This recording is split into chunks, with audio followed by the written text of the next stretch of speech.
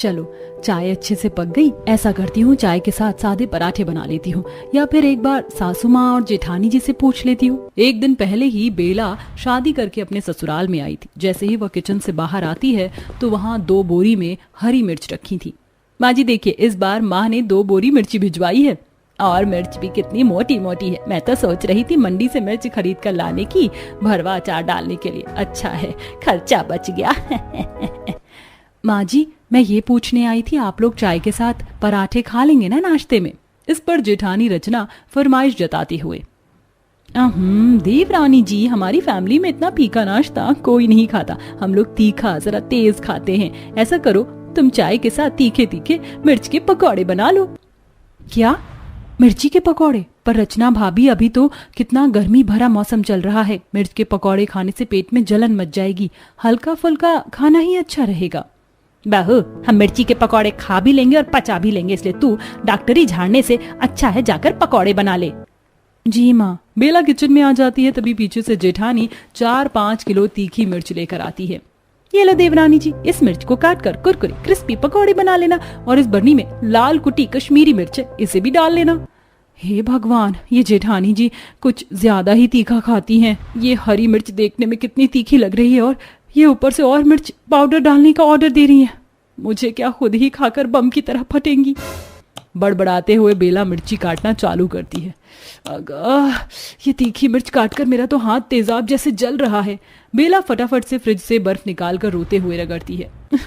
भगवान क्या जुल्म है, अब जाकर जलन कम हुई है।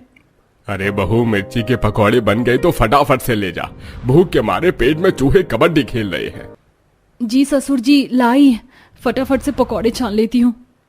इतनी सारी मिर्च के पकौड़े बनाते हुए बेचारी बहू पसीने से नहा जाती है और चाय पकौड़ी परोसती है। लाओ बहू जल्दी करो, अरे लाओ जल्दी से, मेरे मन पसंदीदा मिर्चदार पकौड़े परोस दो। देखते देखते सब पकौड़े पर टूट पड़ते हैं।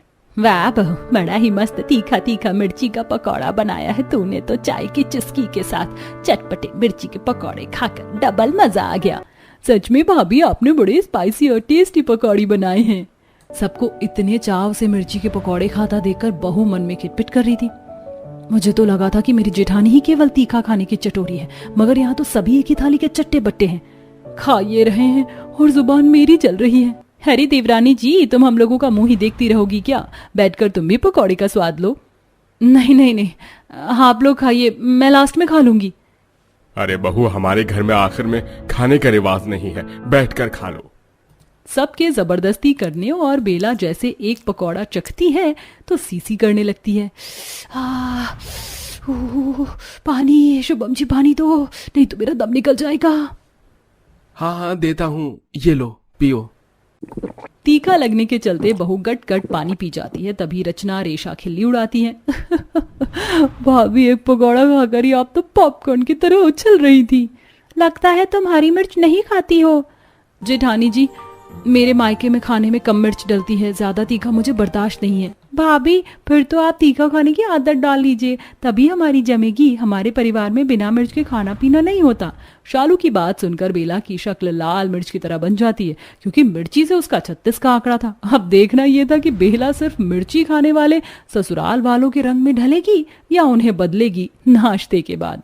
माँ जी, खाना क्या बनाना है? अरे बहू, हम सबका तो पेट फुल हो गया है पकौड़ा खाकर, दोपहर के टाइम में देख लेंगे क्या बनाना है। कुछ घंटे बाद नाश्ते के बर्तन घिसते घिसते दोपहर हो गई। जाकर पूछ लेती हूँ क्या बनेगा। पसीने में भीगी भीगी बेला सास के पास आती है। माँ जी, लंच में क्या बना दूँ? सबके लिए मैं सोच रही हूँ दाल चावल भिंडी की भुजिया बना लूँ। ये सुनते ही सास दोबारा से बेला पर राशन पानी लेकर चढ़ जाती। अरे बहू, खाली दाल चावल भुजिया से पेट थोड़ी ना भरेगा। ऐसा कर, भुजिया खूब सारी हरी मिर्च काट कर छौंकना और 1-2 किलो मिर्च की चटनी भी पीस लेना। 1-2 किलो मिर्च की चटनी खाने की फरमाइश सुनकर बहू का माथा चकरा जाता है। 1-2 किलो मिर्च की चटनी? माँ जी, इतनी चटनी हमारे परिवार के हिसाब से काफी ज्यादा हो जाएगी। गर्मी के मौसम में ज्यादा मिर्च का सेवन पेट में जलन और कब्ज बनाता है। मैं 1 पाव मिर्च की चटनी पीस देती हूँ। बहुत, तू मेरी सास नहीं है, मैं तेरी सास हूँ। जितना कहा है उतना किया कर, माथा मत सनका। गर्मी से पहले ही भेजा गरम है। गुस्से में पैर पटकते हुए बहू किचन में आकर तैयारी में भिड़ जाती है। हे भगवान, कहाँ आकर फंस गई मैं इस मिर्च खाने वाले महान ससुराल में। सुबह 1 मिनट का पकौड़ा खाकर मेरी तो हालत पतली हुई पड़ी है। दोबारा से मिर्च खाऊंगी तो दस्त ही लग जाएगा। मैं तो अपने लिए चावल में 2-4 आलू उबालकर उसका चोखा बना लूंगी। भड़कते हुए बहू पसीने पसीने होकर मिर्चदार दाल चावल चढ़ाकर मिर्ची की चटनी पीसने लगती है। हाय राम, इस मिर्ची ने तो मेरी मिट्टी पहाड़ करके रख दी है। तभी कुकर में सीटी आ जाती है। अरे नहीं, सीटी से दाल निकल गई। बेड़ा गर्क हो गई लुगाइयों का। सब एसी की हवा खा रही है, ये नहीं कि हाथ बटवा दूं। तभी तीखी मिर्ची खाने के शौकीन ससुराल वाले हल्ला गुल्ला मचाना चालू कर देते हैं। भाभी, ओ भाभी, और कितनी देर लगेगी? जल्दी से खाना लगा दो और चटनी महीन पीसना, तभी स्वाद लगेगा। देख देख लो इस भूखी नंद को। महारानी ऑर्डर झाड़ रही है जैसे होटल में ठूसने बैठी है, और मैं वेटर लग रही हूँ। इतनी मिर्ची में ये मिर्च वाला खाना बनाते बनाते हलवाई से बुरी हालत हो गई है मेरी तो। गुस्से में लाल पीली होकर बेला मिर्ची की चटनी पीसने लगती है। तभी छींटा उड़कर उसकी आंख में पड़ जाता है। माँ, मेरी आंख। बेचारी रोते हुए आंखों में ठंडे पानी के छींटे मारती है, मगर तब तक उसकी आंख लाल पड़ जाती है। इस मिर्च की माँ की आंख, मेरी तो जान निकल गई थी। अरे बेला, कहाँ रह गई? सिंपल सी दाल चावल चटनी भुजिया बनाने में इतना टाइम थोड़े लगता है। ऐसे भी कौन सी बीरबल की खिचड़ी पका रही हो? पति की इस बात पर बेला गुस्से में दांत पीस लेती है और सब कुछ परोसती है। तभी ससुर मिर्ची की चटनी देखकर गाने लगते हैं। ओह ओह ओह ओह, मिर्ची, हाय हाय मिर्ची, उफ, उफ, मिर्ची, हाय हाय मिर्ची, हाय हाय मिर्ची। हे भगवान, लगता है सिर्फ मिर्ची खा खा कर सबके ऊपर वाला माला खिसक गया है। खाना छोड़कर गाना गा रहे हैं। अरे वाह, ये मिर्च की चटनी देखने में तो बड़ी दमदार लग रही है। सारी चटनी तो मैं चाटूंगा आज। अरे ओ बुद्धू, चुपचाप से आधी चटनी इधर पास कर दो, वरना लगाऊंगी एक कंटाप, कान झंझना जाएगा। सास ससुर दोनों मिर्च की चटनी खाने के लिए झगड़ा कर लेते हैं। पूरे ससुराल वालों को सिर्फ और सिर्फ मिर्ची का चस्का लगा देखकर बेला माथा पीट लेती है। भाई वाह, क्या बढ़िया दमदार मिर्च की चटनी बनी थी। इसीलिए तो मिर्च की चटनी का मुकाबला धनिया पुदीने की चटनी से तो बिल्कुल भी नहीं है। हे भगवान, इंसान है कि राक्षस? देखना जरा, इतनी जहर भरी मिर्च की चटनी कैसे चाट कर खा रहे हैं। आंसू आ रहे हैं फिर भी। बहू, रात के खाने में मिर्ची की सालन वाली सब्जी और मिर्च वाली रोटी बनाना। ये सुनते ही बहू का गुस्सा 7वें आसमान पर पहुंच जाता है। भैंस की आंख, अब ये क्या भसूड़ी है? हरी मिर्च की सब्जी तक तो सही था, लेकिन ये मिर्च की रोटी कौन खाता है? कैसे नमूने ससुराल वाले मिले हैं? सबके खाने के बाद बड़ी मुश्किल से 1-2 चम्मच मिर्च वाले दाल चावल और चटनी वो खाती है। इतने में बेचारी के कान से धुआं निकल जाता है। रात को वह मिर्च की सालन वाली सब्जी बनाती है। इसी तरह सिर्फ मिर्ची खाने के शौकीन ससुराल में बेला घुन की तरह पिस रही थी। फिर एक दिन कड़ी धूप में मिर्ची का अचार डालते हुए, हे भगवान, इस मिर्ची खाने वाले ससुराल में मैं तो हरी सब्जी खाने के लिए तरस कर रह गई हूँ। कितने दिन हो गए मुझे भरपेट खाना खाए। दिन रात मिर्चदार खाने के सेवन से ससुराल वालों को दस्त लग जाते हैं, जिससे सुबह होते ही बाथरूम के बाहर लाइन लग जाती है। तभी ससुर पेट पकड़े बाथरूम में खटखटाते हुए, हाय रे, मर गया रे। ओह, अरे वाह सुमित्रा जी, ओह भगवान करे। अरे फटाफट से दरवाजा खोलो, वरना मेरा रायता यहीं फैल जाएगा। जोर की आई है। मेरा पेट खुद सटका पड़ा है, मुझे हल्का होने दो पहले अच्छे से। तभी दोनों ननद भी आ जाती हैं। आई मम्मी, मेरे पेट में बहुत तेज मरोड़ का दर्द उठ रहा है। भाभी, एक गिलास इनो दे दो। अभी बनाती हूँ। जानबूझकर बेला इनो के अंदर पिसी हुई मिर्च भरकर डाल देती है, जिसको पीकर रेशा भुट्टे की तरह उछल पड़ती है। हाय माँ, अरे भाभी, आपका दिमाग खराब हो गया क्या? इनो में मिर्च कौन मिलाता है? रेशा, तुम्हें ही तो तीखा पसंद है, तो मैंने टेस्ट के लिए मिला दिया था। मैं आप सब लोगों को बार बार मिर्ची वाला खाना खाने के लिए परहेज करने को कह रही थी। मैं तो पागल थी ना, अब भुगतना पड़ रहा है ना सेहत से।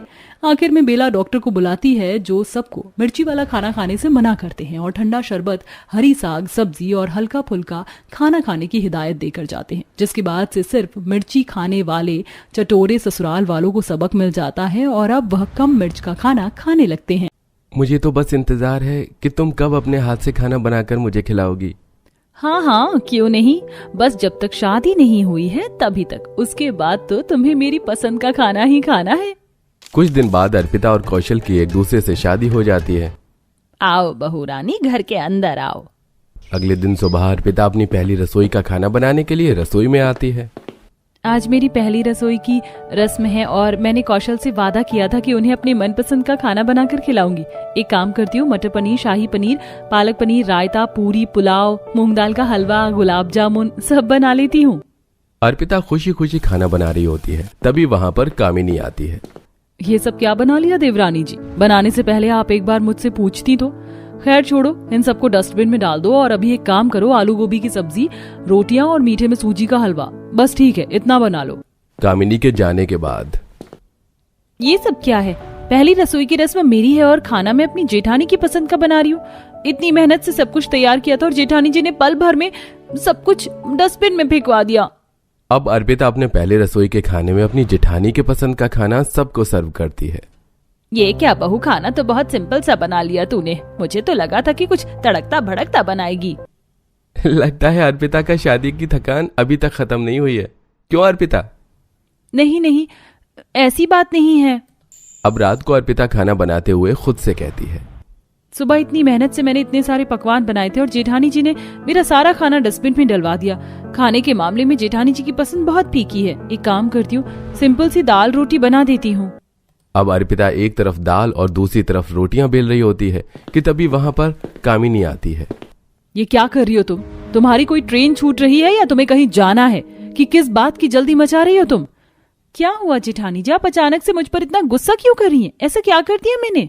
क्या कर दिया पूछती हो? हर एक किससे पूछ कर तुम ये दाल रोटी बना रही हो? जेठानी जी, सुबह आपने ही तो मुझसे सिंपल सा खाना बनवाया था। मुझे लगा कि आपको सिंपल खाना पसंद है, इसलिए मैंने ये दाल रोटी बना दी। कोई जरूरत नहीं है। ये रोटियां तो फिर भी ठीक है, पर ये दाल अभी के अभी डस्टबिन में फेंको और रोटी के साथ 4 से 5 हरी सब्जियां बनाओ। कामिनी फिर से अपने मनपसंद के खाने का ऑर्डर देकर वहां से चली जाती है। मेरी जेठानी का कुछ ज्यादा ही हो रहा है। जब से आई हूँ सिर्फ इन्हीं की पसंद का खाना बना रही हूँ। अभी तक अपनी पसंद का कुछ नहीं खाया, ऊपर से ये चमका के भी मुझे ही चली गई। ऐसे थोड़ी ना होता है। कुछ देर बाद अर्पिता डाइनिंग टेबल पर जेठानी के पसंद का खाना बनाकर सर्व करती है। हाँ अर्पिता, आज तो सब्जी बहुत अच्छी बनाई है तुमने। बनाई ही कैसी नहीं, आखिर जेठानी की पसंद का खाना बना है तो अच्छा ही बनेगा ना। पसंद तेरी ही सही, पर बनाया तो मैंने है ना। जिस दिन बनाना छोड़ दिया ना, अपनी पसंद की नमक रोटी भी नहीं खा पाएगी बनाकर। अर्पिता अब अपनी जेठानी के पसंद का खाना बना बनाकर इरिटेट हो चुकी थी। उसका भी मन होता था कि वो अपनी पसंद से कुछ बनाए, खाए और अपने परिवार वालों को भी खिलाए, लेकिन कामिनी ऐसा होने ही नहीं दे रही थी। तभी एक रात, अर्पिता मुझे तुम्हारे हाथ के राजमा चावल खाने हैं, तुम वो बना दोगी क्या? हाँ कौशल जी, क्यों नहीं। राजमा भिगोकर अर्पिता सो जाती है। अगले दिन जब अर्पिता राजमा बनाना शुरू करती है, ये राजमा तुम किससे पूछकर बना रही हो? बिना पूछे कुछ भी बनाने की जरूरत नहीं है यहाँ, और वैसे भी इस घर में खाना सिर्फ तुम्हारी जेठानी यानी कि मेरी पसंद का ही बनता है। क्या इसका मतलब आप जानबूझकर मेरे खाने को नापसंद कर रही हो ताकि आपकी पसंद का खाना बन सके? लेकिन आज मैं भी अपनी पति के लिए ये राजमा बना कर रहूंगी। इतना टाइम नहीं है कि तुम सबकी पसंद का खाना बनाओ, इसलिए जो मैं बोल रही हूँ वही बनाओ, वही सब खाएंगे। और वैसे भी ये राजमा मुझे बिल्कुल पसंद नहीं है। अब अर्पिता भी गुस्से में तिलमिलाती हुई खाने को बना रही होती है। मेरी जेठानी जी अपने आप को समझती क्या है? अरे मेरी पसंद का खाना मुझे बनाने नहीं देती, कोई बात नहीं, पर आज तो मुझे मेरे पति की पसंद के खाने को भी बनाने से मना कर दिया। ऐसे ही कई दिन गुजरते हैं और कामिनी के पीहर से उसके माता पिता और उसकी बहन उससे मिलने उसके ससुराल पहुंचते हैं। अरे मम्मी पापा आप लोग, गुंजन तुम भी आई हो? आओ ना अंदर आओ, दोपहर भी हो गई, मैं फटाफट लंच लगवा देती हूँ। सभी लोग आकर सोफे पर बैठते हैं। सुषमा सबको चाय पानी देती है। बड़े दिनों बाद आए आप लोग, आप लोगों को देखकर बहुत खुशी हुई। वहीं दूसरी तरफ कामिनी अपनी देवरानी से कहती है, अर्पिता एक काम करो, आज खाने में मेरी पसंद का चिकन बिरयानी, वेज बिरयानी, रायता, छोले, दाल मखनी, मीठे में रसगुल्ला, ये सभी चीज बना लो। नीचे मेरे मायके से मेरे मम्मी पापा और मेरी सिस्टर आई हुई हैं। ठीक है जेठानी जी, ये तो बहुत ही खुशी की बात है, मैं बना देती हूँ आपकी पसंद का खाना। अर्पिता अपनी जेठानी के मायके वालों के लिए तरह तरह के पकवान बनाना शुरू करती है और पल भर में पकवान को डाइनिंग टेबल पर सर्व भी कर देती है। क्या बात है, खाना तो बहुत स्वादिष्ट बना है और ये सारा खाना तो मेरी बेटी के पसंद का है। क्या बात है अर्पिता, अपनी जेठानी के पसंद का खाना तो तुम बहुत अच्छा बना लेती हो। जी माँ जी शुक्रिया, और वैसे भी आप तो मेरी माँ के बराबर हैं और वो मेरी दीदी हैं, तो इतना तो कर ही सकती हूँ। अब कुछ देर बाद सुधा अपनी बेटी कामिनी से मिलकर उसका हालचाल लेकर अपने घर लौट जाती है। अर्पिता अब अपने ससुराल में उदास रहने लगी थी, क्योंकि न जाने कब से उसने अपनी पसंद का खाना ना तो बनाया था और ना ही खाया था। अर्पिता मन मार कर अपनी जेठानी की पसंद के खाने को बनाती है और सबको खिलाती थी। कुछ दिन बाद अर्पिता से मिलने अर्पिता की माँ देवकी आती है। माँ आप, मैं बता नहीं सकती, मुझे बहुत खुशी हो रही है आपको देखकर। अरे गेट पर ही खुशियां मनाओगी, अपनी माँ को घर के अंदर भी लेकर आओगी। हाँ हाँ माँ, अंदर आओ ना। देवकी आकर हॉल में बैठती है। अर्पिता अपनी माँ को चाय पानी देती है। देखते ही देखते रात हो जाती है और अर्पिता खुशी खुशी अपनी माँ के लिए अपनी पसंद का खाना बनाने के लिए रसोई में जाती है। एक काम करती हूँ, माँ के लिए ना पनीर कीमा, पनीर चाट, आलू गोभी, प्याज के पकौड़े, दाल मखनी, पूड़ियाँ, जीरा राइस बना लेती हूँ, माँ को बहुत पसंद आएगा। अर्पिता खुशी खुशी खाने की तैयारी कर रही होती है कि तभी वहां पर कामिनी आती है। बाप रे, इतना सारा खाना किससे पूछकर बनाया तुमने? तुम्हें 1000 बार बता चुकी हूँ ना कि इस घर में खाना मेरी पसंद का ही बनता है और इतना राशन पानी नहीं है जो तुम 36 पकवान बनाने में लग गई हो। चुपचाप से सिंपल दाल रोटी, आलू की भुजिया बना लो, बहुत है सबके लिए। नहीं प्लीज, आज मैं आपसे रिक्वेस्ट करती हूँ, आज आप ऐसा मत कीजिए, मुझे मेरी माँ के लिए उनकी पसंद का खाना बनाने दीजिए। मैं हमेशा आपकी पसंद का खाना बनाती हूँ बिना किसी ऑब्जेक्शन के, पर प्लीज आज नहीं। ज्यादा ना ड्रामा करने की जरूरत नहीं है, तुमसे कहा ना कि ये सारी चीज बनाने के लिए इतना राशन नहीं है। चुपचाप से दाल रोटी और आलू की भुजिया खिलाओ, अपनी माँ को बहुत है वो, और जब वो चली जाएंगी तो मेरी पसंद का खाना बनाना। अर्पिता ने अपनी जेठानी की माँ की सेवा पानी बहुत अच्छे से की थी, लेकिन उसकी माँ को देखकर उसकी जेठानी का यह व्यवहार अर्पिता के दिल को बहुत ठेस पहुंचाता है। लेकिन फिर भी वो चुपचाप दाल रोटी बनाकर अपनी माँ के लिए लेकर आती है। ये अर्पिता को क्या हो गया है? कितने सालों बाद उसकी माँ आई है और अपनी माँ के लिए इतना फीका सा खाना बनाया है अर्पिता ने। क्या बात है, अर्पिता खाना तो बहुत स्वादिष्ट बनाया है। कुछ देर बाद देवकी खाना खाकर अपनी बेटी के कमरे में जाती है। तभी देवकी अपनी बेटी की आंखों में आंसू देखकर कहती है, क्या हुआ अर्पिता, मेरी बच्ची तू रो क्यों रही है? माँ, मुझे बहुत बुरा लग रहा है, आप इतने टाइम बाद मेरे घर पर आई और मैंने आपको इतना बेकार खाना खिलाया, लेकिन मैं क्या करूं, मैं मजबूर हूँ। इस घर में सिर्फ और सिर्फ मेरी जेठानी की पसंद का ही खाना बनता है। मैं चाह कर भी अपनी पसंद का खाना यहाँ नहीं बना पाती हूँ। जब से आई हूँ सिर्फ जेठानी की पसंद का ही खाना बना रही हूँ। तो क्या हो गया? और अर्पिता बेटी, इसमें निराश होने वाली क्या बात? कामिनी तुम्हारी जेठानी है, तुमसे बड़ी है, तुम्हारी दीदी है, और ये तुम्हारा ससुराल है, तुम्हारा परिवार। अगर तुम उनकी पसंद से चीजें कर रही हो तो ये जरा भी गलत नहीं। मिल बांट के रहो बेटी। और मुझे वो दाल रोटी इतनी भी बुरी नहीं लगी जितना तू सोच कर रो रही है। दरवाजे पर खड़ी कामिनी ये सारी बातें सुन लेती है और उसे बहुत शर्मिंदगी महसूस होती है।